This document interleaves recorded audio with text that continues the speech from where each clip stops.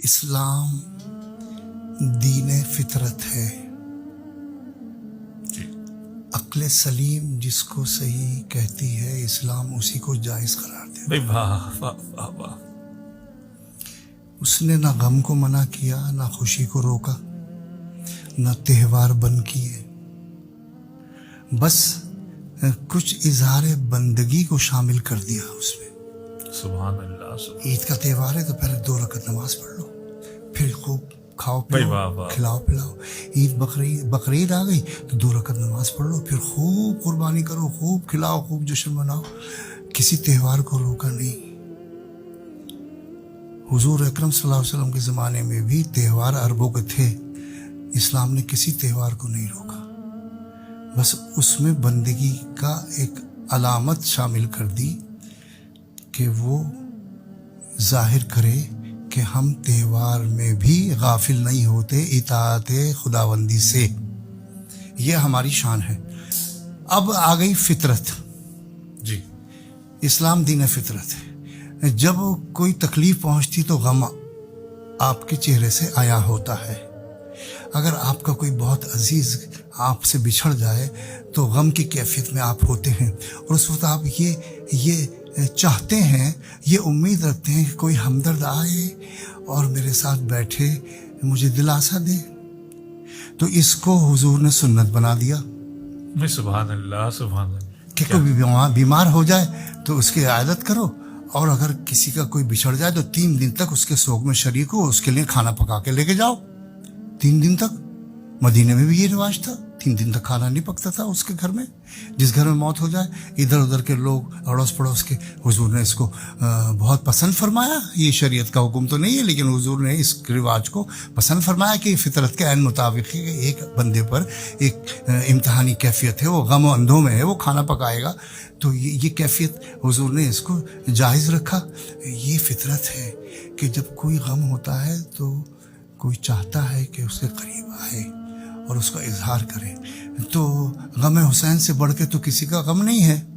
تو اس غم کے موقع پہ شریعت نے پابند تو نہیں کیا کہ شادی نہ کرو، کیونکہ یہ پھر زحمت بن جاتا. پھر خانوادہ حسینی نے ایام اعزام میں شادی بھی کی ہے، انہی ایام میں شادی کی ہے، نکاح ہوا ہے. تو شریعت جو ہے وہ فطرت کے مطابق چلتی ہے. ایونٹ سے شریعت متاثر نہیں ہوتی. کیا شاندار جملہ آپ نے.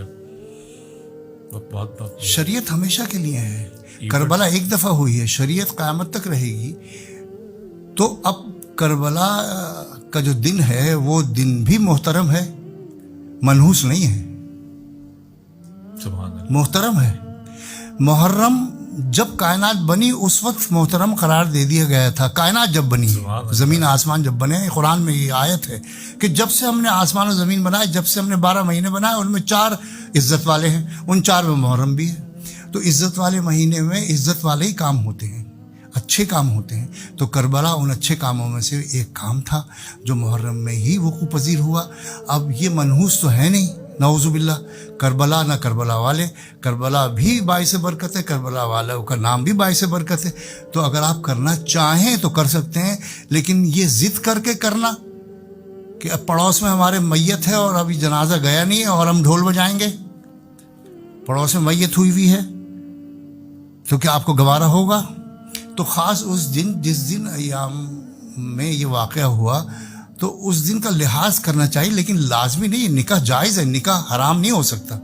اور یہ سارے فرقوں کے نزدیک یہ ہے، اہل تشیع کے نزدیک بھی یہ ہے کہ نکاح ہو سکتا ہے، شادی ہو سکتی ہے، لیکن جب آپ کے پاس آپشن موجود ہے تو پھر اسی دن اس پر زور دینا اور اس کے خلاف جانا کہ ان کے غم ہے تو ہمارے یہاں خوشی ہے، اس کا مطلب ہے کہ خانوادہ نبوت کی کوئی حیثیت تمہارے نظروں میں ہے ہی نہیں.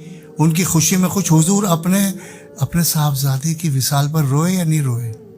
آنسو آئے یا نہیں آئے؟ حضور روئے، آنسو سے روئے.